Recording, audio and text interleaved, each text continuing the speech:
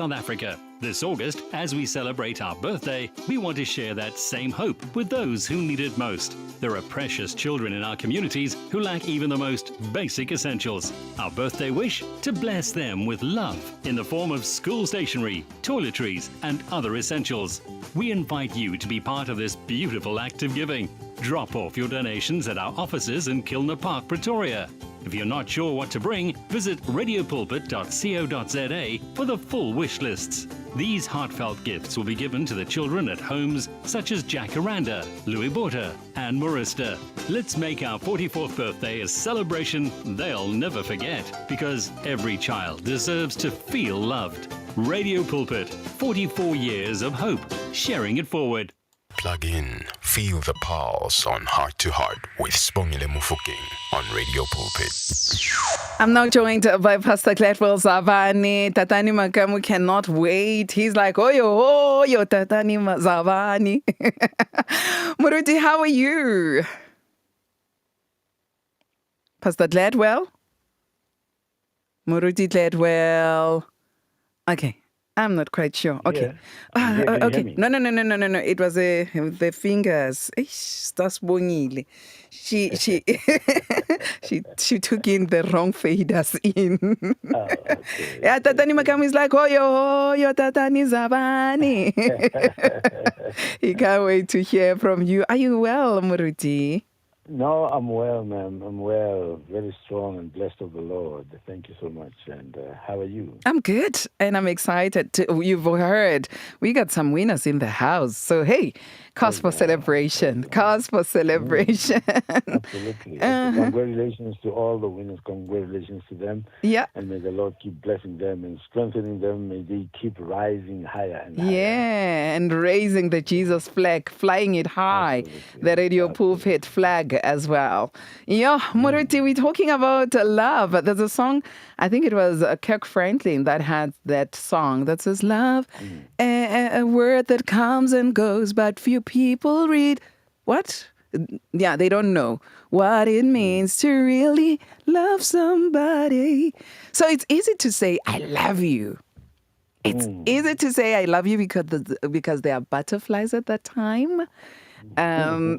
Yeah, when I see you, my knees just shake, and all. Then it's easy for me to just say, yo, I love you.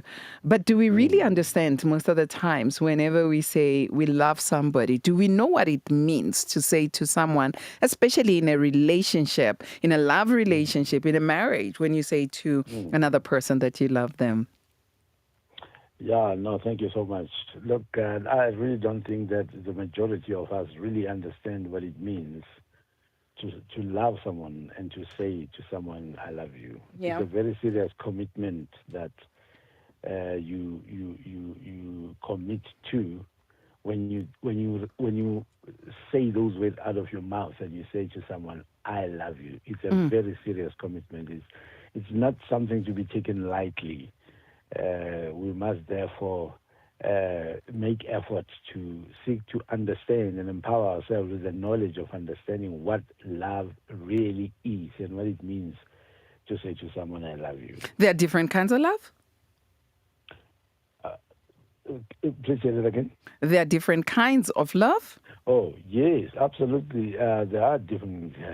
well, look, love on its own, when we talk about love, there are different ways, of expressing love.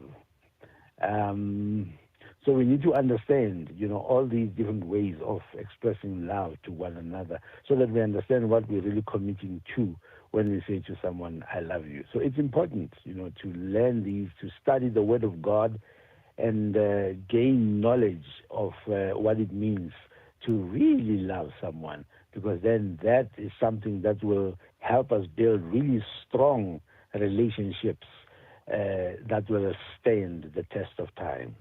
Last week, Pastor Nozipora Golota was sharing about us and understanding the love of God. And he says it doesn't mean that when you have a feeling, it's not a feeling. Because we have now toned it down to a feeling that when we feel like this in church, he's here.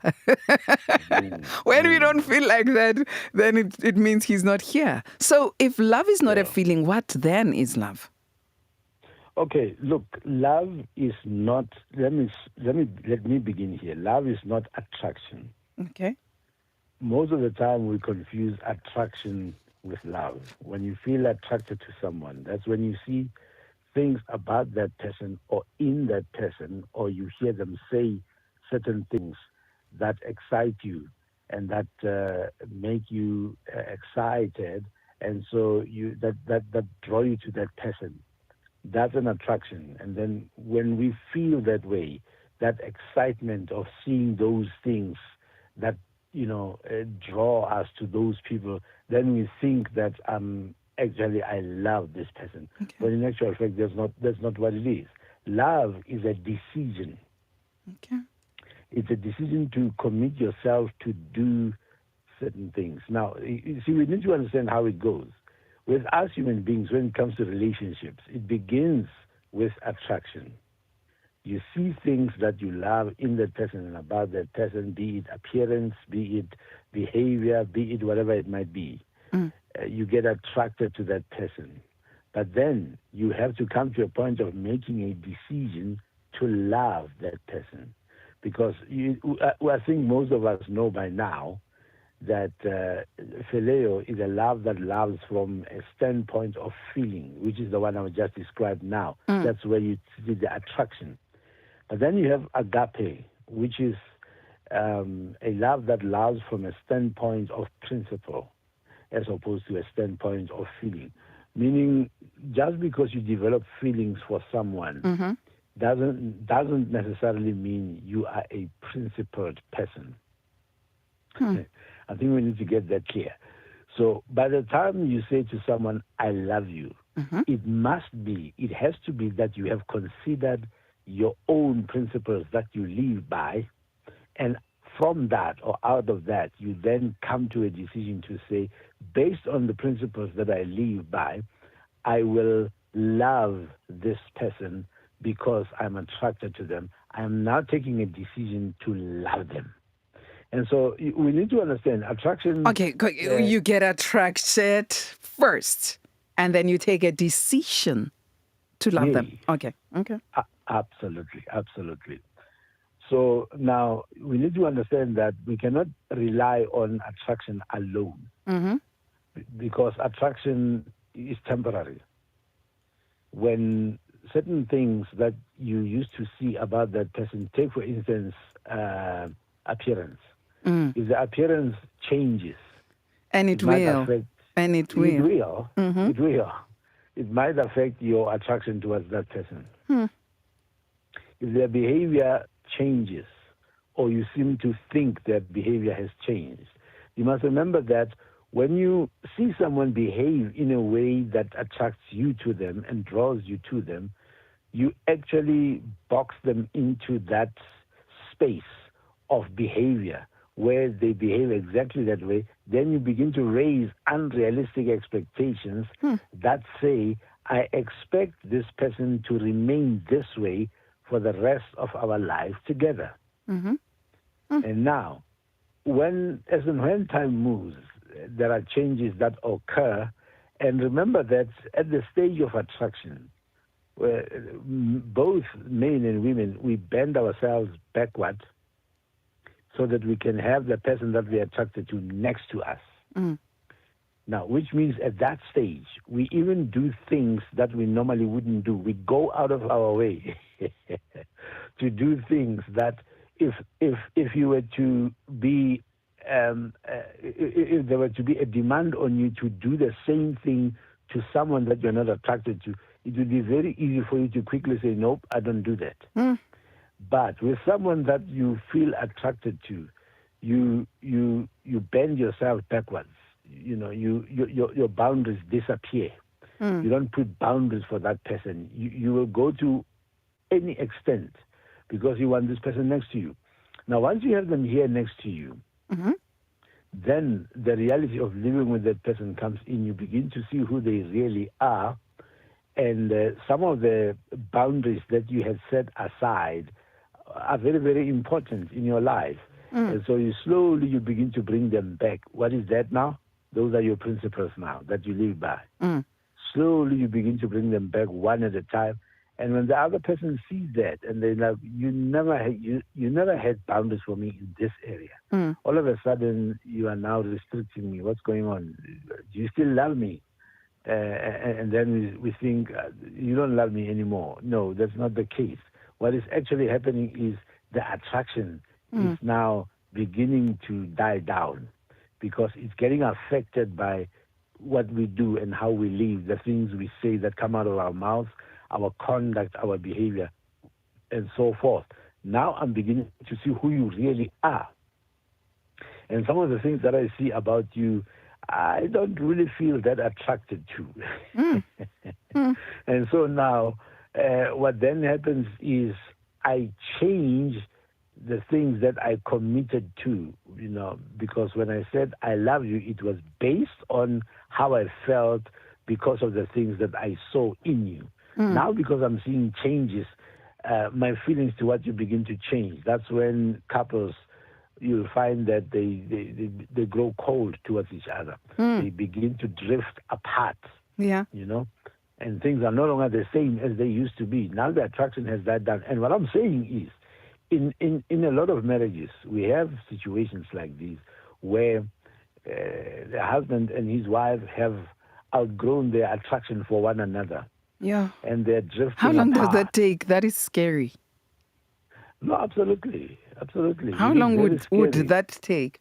I've heard Filio lasts for about 3 years or so. Yeah, plus minus 2 to 3 years, before the dust settles. And it's not only, most people focus on the fact that when the dust settles, you begin to see who your partner really is, their true colors. But it's two ways, actually. It's a two-way thing. You see that, but at the same time, you go back to being the person that you really are. And your partner looks at that, and they see that, and they're like, you're changing. Something is wrong somewhere. Either you don't love me anymore, but you've changed for me. In actual fact, now you're beginning to see the real person. For instance, if I was a person who has mood swings, when I'm attracted to someone, I do my best to hide that and to keep that out of the way. But can you hide it for... Okay, I'm not saying... But can you hide it for like 3 years in a relationship and okay, Moruti, let's just take a breather and then come back and you answer me, because I'm like, okay, then it means we shouldn't rush into marriage. Take your time somewhere, somehow. The truth shall be revealed. The true colors will come out. Because I think so many people hide behind filio or whatever. They hide the true selves until after and then so all right, maybe I'm wrong. Hey, let me do this. Hello, Josie. Are you ready for the ultimate worship takeover? Join us for the African Sound of Worship at Rhema Bible Church,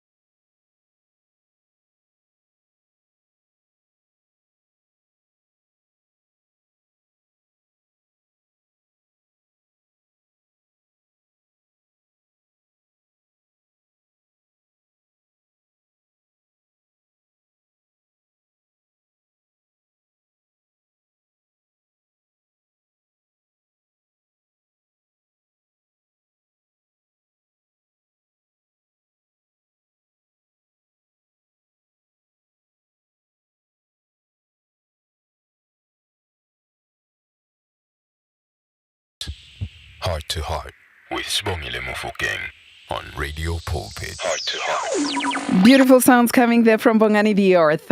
Love conquers all. And we're talking love. We're all about love today. We are asking the question, what do you really mean when you say, I love you? You're listening to Radio Pulpit, your daily companion on 657 AM. And do remember that you can check us online as Radio Pulpit, Jigelele, Radio Council Harklank, and Radio Pulpit 657 AM online. That's where we at. I see you there. I see my queen, Michelle Duplessis. Hi, good day to you, and thank you so much for joining in and being with us. Tatani Magamu writing in and saying, I agree with Muruti, Gladwell, Zabane, even King David, so Bathsheba, taking a bath there first. Then he married her. The conditions say that, Makam. We went to that one. Okay. A family member writes in. This is a little long, but let me try to read it quickly. And it says, okay, yo, sometimes we mean, all right. And it says, I truly believe love is not a feeling, but a choice. If we were to go with feelings, we would not go anywhere when it comes to relationship. And somebody once told me that if you don't have all the fruit of the Spirit, you are not ready for any commitment, because there will come a time where you will have to exercise them, where you will have to choose to love your spouse when they are unlovable. Be patient with their flaws, as God is long-suffering with us. God gave his only son for us because he chose to love us. If it was about feelings, it was going to be a different story. We should learn from God. Yeah, he is the agape love after all. He is the agape love. And Muruti, your take after the two quickly before we continue? Yeah, no, look, absolutely. It is very, very true. We cannot rely on feelings. We have to be principled people, like I said earlier, in order for us to be capable of truly loving and committing ourselves to say to someone, I love you. Yeah. So you should never take those words lightly. They are not light. No, not at all. Yeah. Not at all. Yeah. Yeah. Because I've seen people fight over that, because some people, once you say those words to them, they raise their own expectations, which most of the time are unreal, and they hold you to those expectations. And that's where you'll see people start to fight, and then they will say, you told me you love me. Let me give you a quick example. If a man feels sexually attracted to a woman and he wants to sleep with her, he'll use the words. Yeah. He knows that's what she wants to hear. Yeah. So he will say, I love you. Now she gives her body over because she believes he loves me, and this is how I show him that I love him. Therefore, I expect him to stay here and to meet my expectations. I expect him to dance to my tune. And so when things don't happen as one had expected, then one feels used. Then you feel like you used me because you told me you love me, and that's why I gave my body to you. So those words are very, very serious, and they go deep. They cut deep. We need to treat them with the seriousness they deserve. Those three words, I love you. So earlier on, I was like, yo, don't talk too much. Baruti, they will collar you. But I think then we need to take more time before we can commit. Or it doesn't help. Can a person lie for 3 years on a journey, 2 years in a relationship? Because I've seen that we want to hurry up, and after 6 months we get married after we said I love you to each other, because we do not want to fall into sin. So I don't know. Maybe can you learn a person and know and see their true self, the lust versus the love, in 6 months? Our approach is very, very, it's flawed when it comes to marriage. Because in the first place, most of us, churches, Christians, families, and so forth, we view love as marriage, beg your pardon, as an achievement.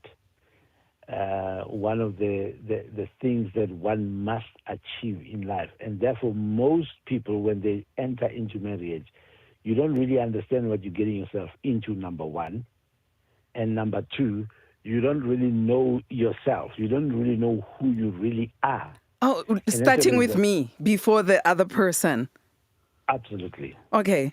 Still And so enjoying we have it the the other way around. butterflies, still enjoying the butterflies, and me going on dates with this person. Yeah.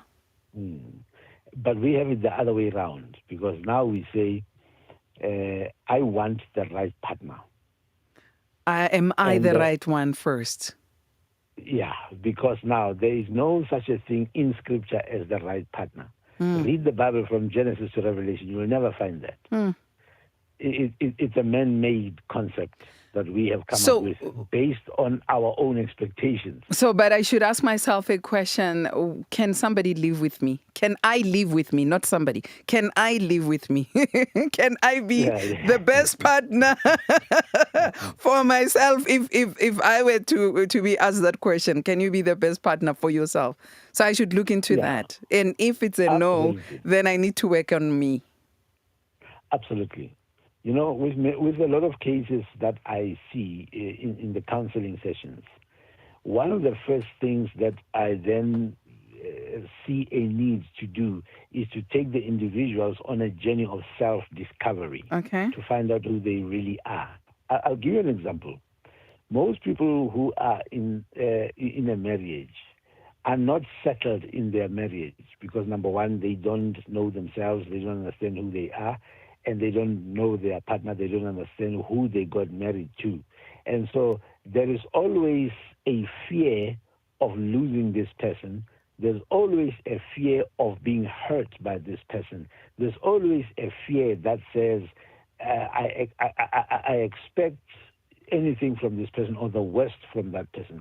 Let me show you an example. In 1 John chapter 4, 1 John chapter 4, verse 17 and 18, the scripture says, herein is our love made perfect, that we may have boldness, notice that word, in the day of judgment, because as he is, so are we in this world.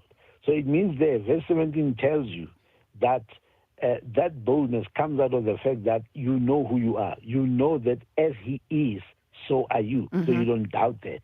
You don't doubt yourself at all. Then you have a relationship with God on that basis.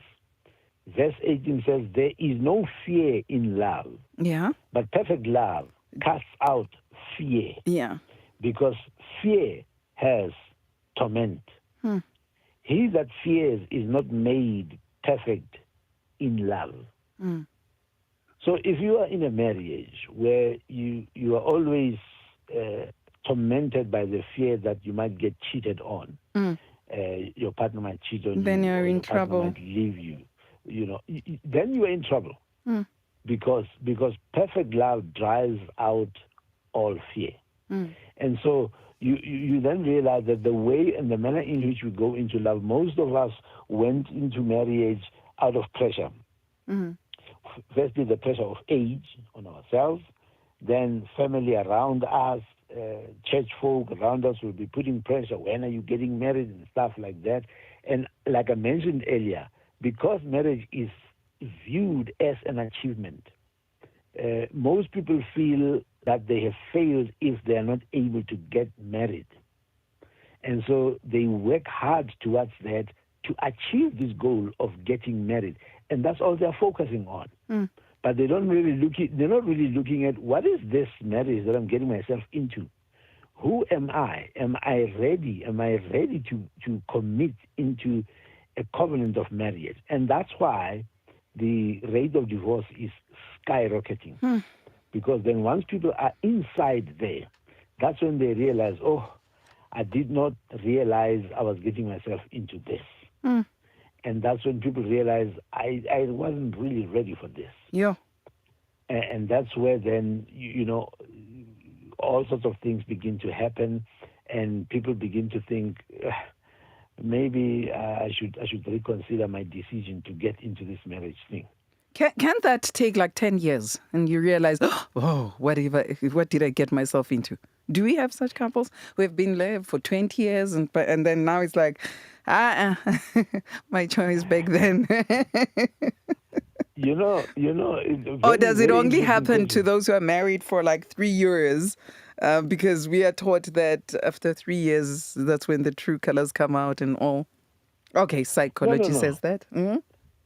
No. We actually have couples who that thing starts on honeymoon day. Mm-hmm. Day one of honeymoon. That's when a person begins to say, oh.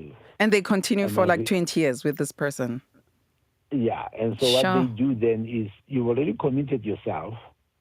It's difficult for you to say, sorry, I think I made a mistake. Can I be excused from this? Okay, let me take a family member on the line. Hi, family. How are you?